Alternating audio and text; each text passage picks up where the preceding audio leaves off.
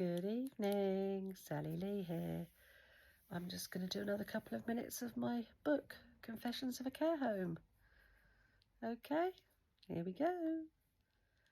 In the midst of these routines, I gradually managed to rearrange regular entertainment at Care Home D. First every fortnight, then once a week. It quickly became the highlight of our calendar, anticipated by both residents and staff alike. Over the years, I built a small troupe of performers. Familiar faces I'd brought along to every home I'd managed. There was a country western singer, a tubby round man whose ever-present cowboy hat seemed to tilt with the rhythm of his jovial songs. Then there was the Irish singer, unmistakably authentic, with his thick accent and scruffy shoulder-length hair, belting out folk tunes that stirred up memories. My favourite was the Rocklin ballad about hair tied up with a black velvet band.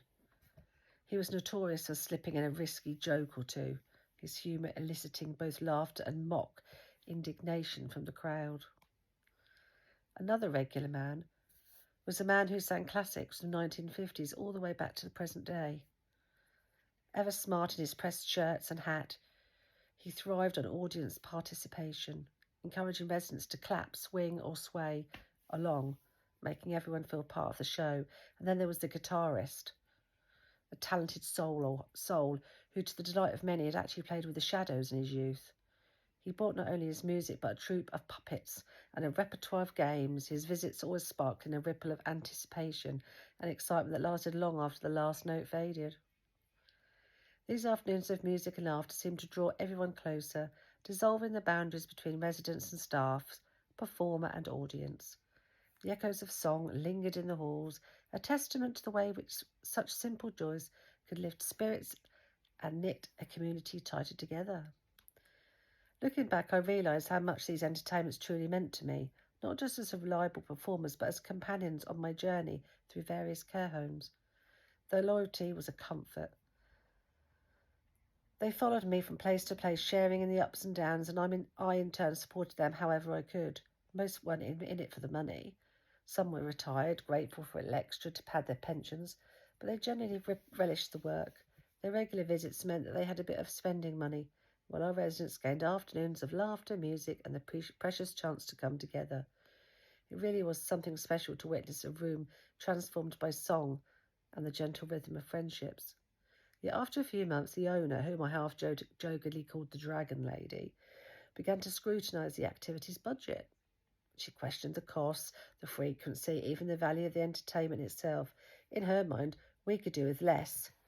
Less music, fewer visits, perhaps none at all. She suggested that the activities coordinator, along with the regular care staff, ought to provide our own amusements. It was baffling. Had she not seen the change in the residents when the music played? I remembered her visits. She'd watched smiling as people left the rooms, people who rarely ventured out, drawn by the songs and the promise of tea and cakes shared with everyone's. Even she had noticed the laughter, the sense of celebration. How could such joy be measured only in pounds and pence? The notion that our already busy staff could substitute for professional entertainers was frankly obscure. It was all we could do to ensure every resident received their care, their drinks and help with the bathroom needs. On top of that, we were now expected to conjure up crafts, organise bingo and narrate stories as if creating energy could be summoned on command between medication rounds and mealtimes. It left me speechless. A kind of disbelief echoing through the corridors as I wondered not for the first time whether some people truly understand what it meant to nurture happiness in a place like ours. In the end, I managed to negotiate one performance a month. Hardly ideal, but better than having no entertainment at all. Still, the task of phoning each entertainer, explaining the situation and hearing the disappointment in their voices weighed on me. I tried to reassure them, but the words fell flat, a pale comfort against the reality of lost opportunities and delayed payments. It's not your fault, we understand, they told me, their patience tinged with resignation. To be honest, we never get paid on time anyway. Sometimes we're back singing before we even get paid for the last one. I was stunned. Why didn't you ever mention this? I could have chased it up, I replied, feeling a pang of guilt, but not for knowing. They shrugged it off, insisting, we do it for you. You've looked after us for years, and for the residents. That's enough.